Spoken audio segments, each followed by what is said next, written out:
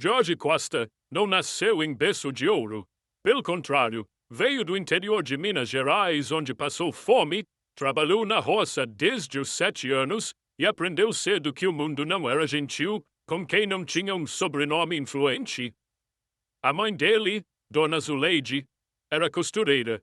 Criou o filho sozinha depois que o pai fugiu com outra mulher, deixando-os apenas com dívidas e um barraco de madeira para viver.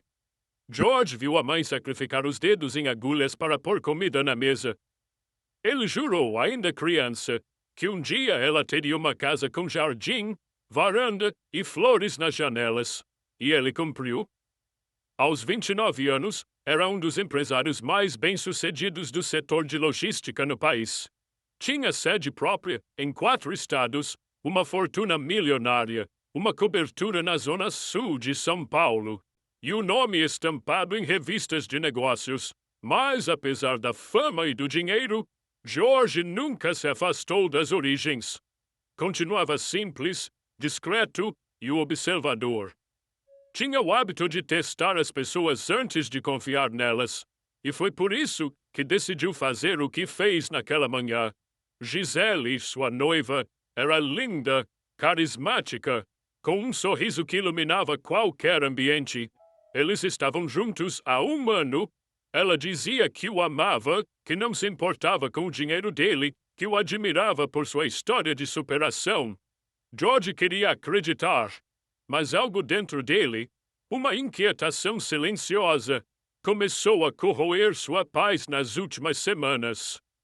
Tudo começou quando ele ouviu, sem querer, uma conversa de Gisele com a melhor amiga pelo viva voz do carro. Ela dizia: "O George é maravilhoso, mas vamos ser sinceros, com aquela fortuna, quem não estaria apaixonada, né?" George estava no banheiro da suíte, com a porta entreaberta procurando sua carteira. A frase o atingiu como uma pancada seca no peito. Ficou paralisado. O coração disparou, e por um momento ele duvidou se tinha entendido certo. "Você tá brincando, né?" respondeu a amiga, rindo. "Um pouco só." Gisele respondeu debochada. "Eu gosto dele, sim. Ele é carinhoso, educado. Mas vamos falar a verdade. Se ele fosse só um entregador de pizza, você acha mesmo que eu estaria aqui, planejando um casamento de luxo, com vestido bordado à mão e lua de mel nas Maldivas?" A amiga gargalhou. "Menina, você é impossível." Gisele suspirou e continuou. "Não é questão de interesse, é praticidade. Já perdi tempo demais com homens quebrados que só me prometeram mundos e fundos. Chega uma hora que a gente cansa de ser trouxa. E, sinceramente, o George é emocionalmente carente. Ele se apega fácil, é só fazer carinho, dizer que ama e pronto, ele faz tudo o que eu quiser." George recuou, quase tropeçando no tapete. O ar parecia mais denso. Ele apertou os olhos com força, como se quisesse apagar o que acabara de ouvir. Mas não havia como. Era como se uma cortina tivesse sido arrancada diante de seus olhos. Voltou lentamente para o quarto, fingindo não ter ouvido nada. Sentou na cama, com a mente fervilhando. Lembrou-se da primeira vez que Gisele apareceu em sua vida. Uma noite beneficente, organizada por um amigo em comum. Ela estava deslumbrante, parecia encantada com a causa social. Disse que admirava homens que se preocupavam com o próximo. Disse que se apaixonava por histórias de superação. Agora ele via. Ela não se apaixonara pela sua história, mas pelo final dela. Durante aquela noite, George mal dormiu. Cada palavra que ela havia dito ecoava como um alerta. Ele queria confrontá-la ali mesmo, mas algo dentro dele disse: "Espere, veja até onde ela vai. Confirme com os próprios olhos e ouvidos." E foi aí que ele traçou seu plano, não por vingança, mas por dor, por amor próprio. Ele precisava saber de forma definitiva quem realmente estava ao seu lado, o homem ou o patrimônio. Enquanto preparava o disfarce, passou horas olhando para o espelho, vestindo roupas simples, sujando o boné de propósito, colando a barba falsa com cuidado. O carro velho, que estava para ser doado a um projeto social, Foi a ferramenta perfeita. George era um mestre da logística.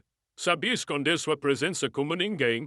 Mas o que ele não esperava era que ouvir Gisele falando aquelas coisas cara a cara, ali, dentro daquele carro, doeria ainda mais do que pelo viva voz. Na corrida, enquanto dirigia em silêncio, fingindo ser apenas o motorista Carlos, viu a noiva sorrindo ao celular, contando detalhes do casamento com empolgação e veneno. Vai ser tudo do jeito que eu sempre sonhei ver.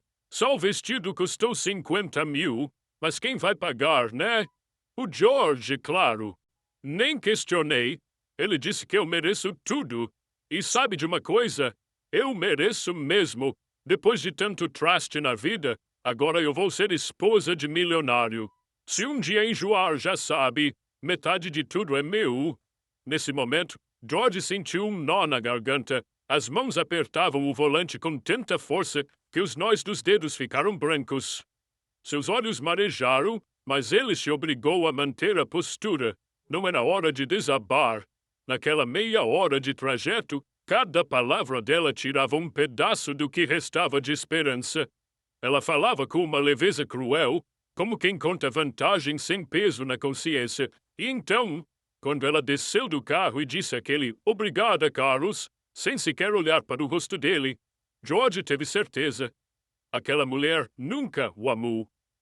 Ela amava a segurança de sua conta bancária, a projeção social, a imagem de estabilidade que ele oferecia.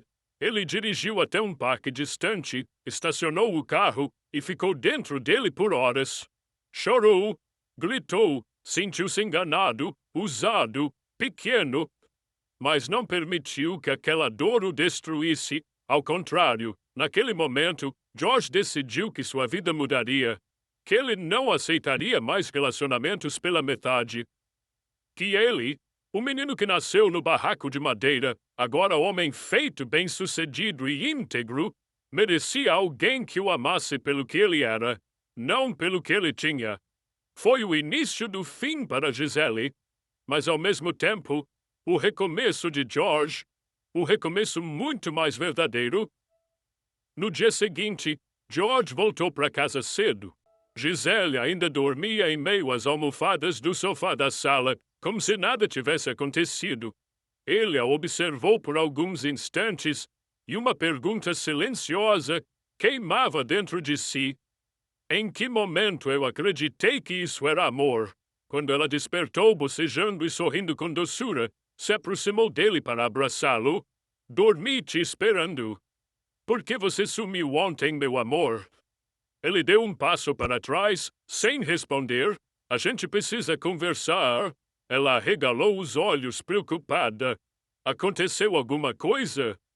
George respirou fundo, caminhou até a estante, pegou o controle do sistema de som da casa e, sem dizer nada, conectou seu celular. Apertou play. A sala foi invadida pela própria voz de Gisele, gravada no carro, falando da fortuna, da segurança financeira, da possível separação após o casamento. A gravação era clara, incontestável. Conforme as palavras se repetiam, o rosto dela mudava, da confusão ao choque, do choque à vergonha. Isso é invasão de privacidade. Ela tentou argumentar, tremendo. E o que você fez comigo? Não é invasão de alma. George, eu estava só desabafando. Foi uma brincadeira boba com a Renata. Uma brincadeira que revela exatamente quem você é. Ele cortou seco, olhando nos olhos dela. Você me usou. Me encantou com mentiras bem contadas. Mas sabe o que dói mais? É que eu, mesmo desconfiando, quis acreditar. Quis tanto que fui capaz de me fantasiar de motorista para ter certeza com os meus próprios ouvidos. Porque eu amava você, Gisele. Ela tentou se aproximar, tocá-lo no braço. Eu posso mudar. Eu te amo de verdade. Eu errei, mas... Amor de verdade não calcula quanto vai ganhar depois do casamento. Ele se afastou. O casamento está cancelado. Meus advogados já sabem. E quero que saia da minha casa ainda hoje. Ela chorou. Se ajoelhou. Por favor, não faz isso. Não me deixa assim. George a olhou com firmeza, mas sem ódio. Não é sobre deixar você. É sobre finalmente deixar a mim mesmo em paz. Semanas se passaram. A mídia logo soube do cancelamento do casamento, mas George, como sempre, manteve-se reservado. Evitou aparições públicas, concentrou-se nos negócios e voltou a fazer visitas mais frequentes à ONG que financiava, onde jovens aprendiam mecânica e logística. Era o único lugar onde se sentia real. E foi ali, num fim de tarde comum, que a viu pela primeira vez. Clara era voluntária na ONG, motorista de aplicativo nas horas vagas e cuidadora da irmã mais nova, deficiente auditiva. Simples, honesta, com um olhar sincero e mãos calejadas. George se apresentou apenas como George, sem sobrenome, sem cargos, sem nada que o denunciasse como milionário. E ela o tratou como tratava qualquer outro, com respeito, com curiosidade gentil, com gentileza sem segundas intenções. Nas semanas seguintes, passaram a conversar com frequência. Ela contava histórias da vida dura, mas com humor e leveza. Falava de sonhos pequenos, mas cheios de valor. George, encantado, começou a enxergar nela aquilo que sempre procurou. Verdade. Um dia, após uma tarde de palestras, Clara ofereceu uma carona.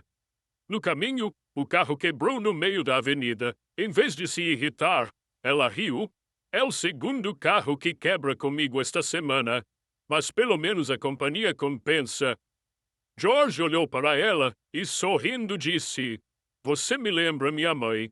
Forte, verdadeira, do tipo que constrói, não que se aproveita. Clara abaixou os olhos, tímida. Isso é bom? Isso é raro.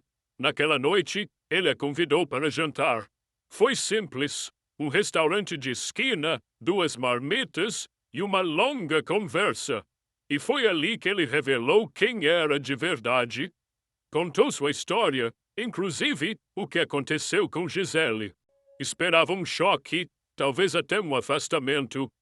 Mas Clara apenas disse: O que você tem ou deixa de ter não muda quem você é. Eu gostei de você quando achei que fosse só George.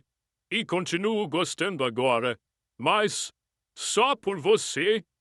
Meses depois, os jornais noticiaram discretamente o casamento do bilionário George Costa. Nada de cerimônia luxuosa, nada de fotos espalhafatosas. Apenas um almoço com amigos próximos e uma promessa trocada diante da vida. Amor que é amor, não precisa de palco. Precisa só de verdade. Gisele nunca mais foi vista no círculo de George. Dizem que tentou entrar com um processo, mas não havia contrato de partilha. Saiu com o mesmo vazio que havia trazido. Já Clara. Clara não ganhou só um sobrenome, mas um novo sentido para o que era dividir a vida. Ela reabriu com George um projeto social, agora com mais estrutura, e passou a cuidar pessoalmente dos jovens que, como ela, tinham tudo para desistir, mas apenas precisavam de alguém que acreditasse. E George, enfim, podia respirar em paz, porque pela primeira vez o coração dele tinha encontrado algo que dinheiro nenhum podia comprar: reciprocidade. Nem todo amor é verdadeiro, e às vezes é preciso ter o coração partido para enxergar quem realmente está ao nosso lado. Se essa história tocou você, deixe seu like, compartilhe com alguém que precisa abrir os olhos e comente: Eu escolho o amor verdadeiro. Inscreva-se no canal para mais histórias que falam direto ao coração.